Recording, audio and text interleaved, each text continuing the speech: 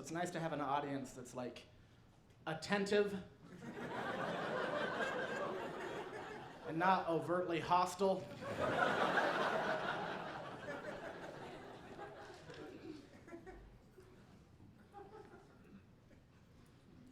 Nah, it's nice, man. I got a buddy, he drinks too much. He's an alcoholic, I'm pretty sure.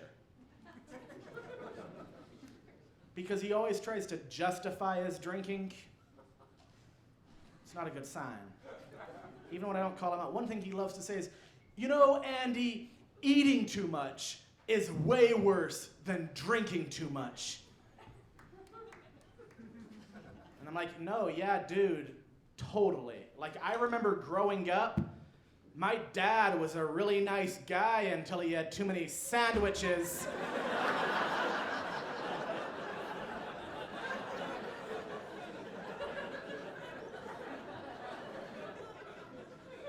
And then after a few patty melts and a large diet squirt, he just became a totally different person. And me and my brothers would have to hide underneath our bunk beds because Dad went on another patty melt rampage.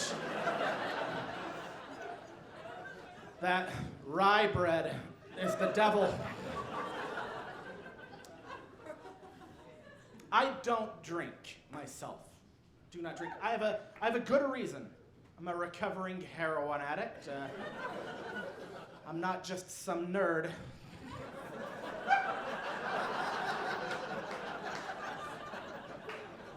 This is true. I'm in recovery. It's true. Just got 7 years clean, man. And, feels pretty good.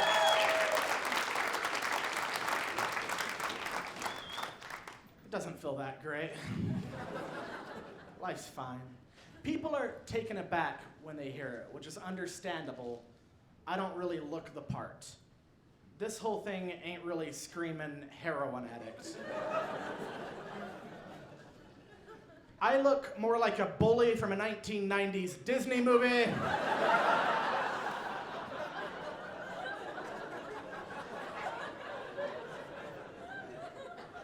I look like a cast member of the Buttercream Gang.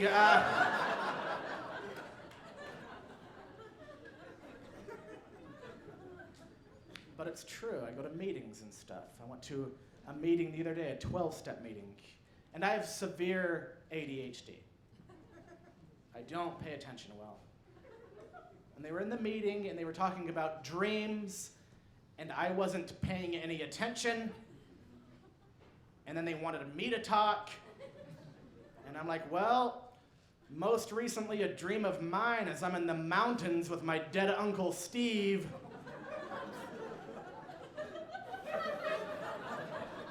Who passed away like 7 years ago, and we're digging a tunnel.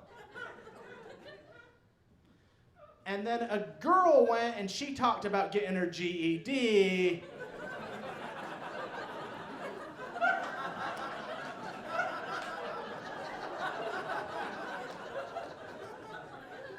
And a guy went and he talked about becoming a construction foreman.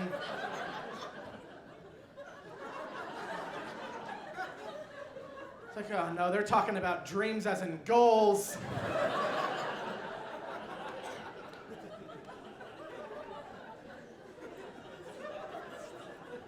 So now everybody in that meeting thinks I relapsed and got high the other day.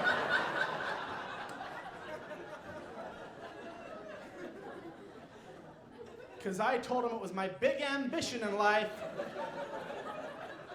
to go into the mountains with dead Uncle Steve to dig a tunnel.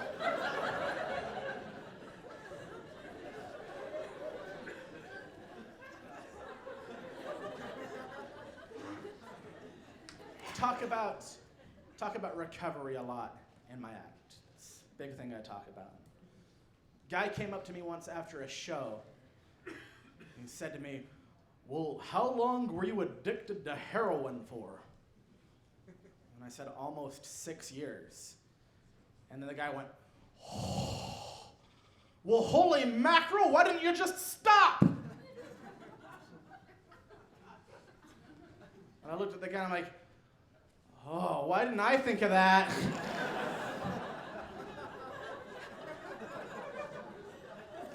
I had to go through so much.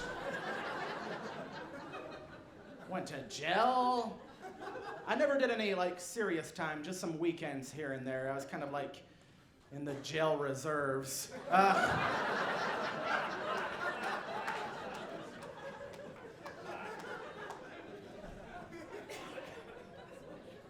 I went to rehab in the fall of 2009, and it was an amazing spot. It helped to get me well. But there were some characters in rehab.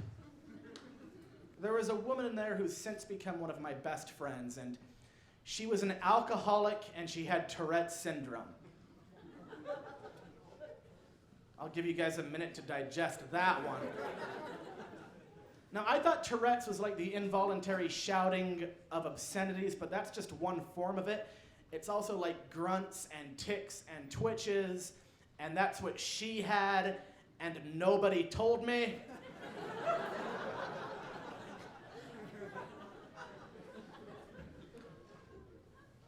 So I'm sitting in there, it's my very first day, going through severe withdrawals. I'm very agitated, I'm not happy. And she's to my left, and everybody's opening up and sharing, and she suddenly just goes "Ugh!"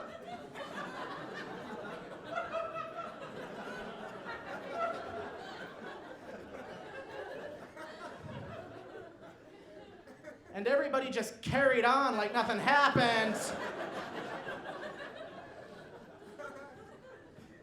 So I'm thinking, okay, maybe she just sneezed. But then she did it 5 more times in 10 minutes. Just, "Ugh!" And again, I didn't know. So I finally said to her, "Do you want to stop doing that, please?"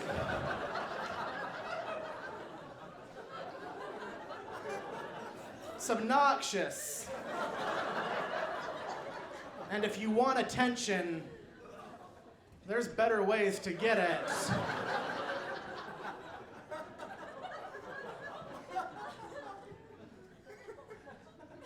She said, "I'm sorry, I have a condition. I have Tourette's." It's like, oh, I didn't know that. You can't help it. So there's no way you're gonna be able to stop doing it then?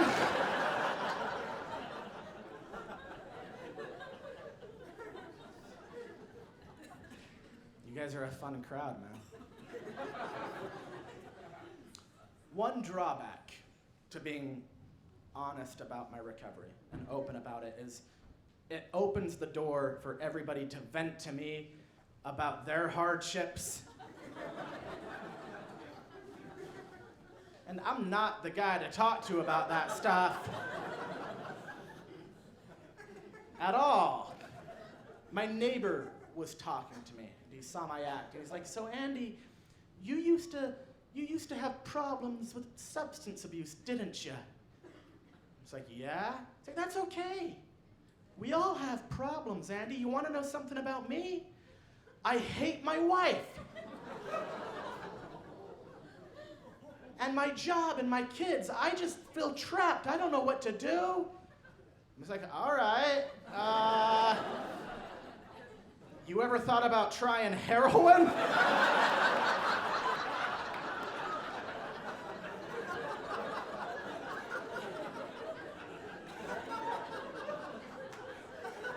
I don't know what sort of profound insight you were expecting to get from your junkie comedian neighbor.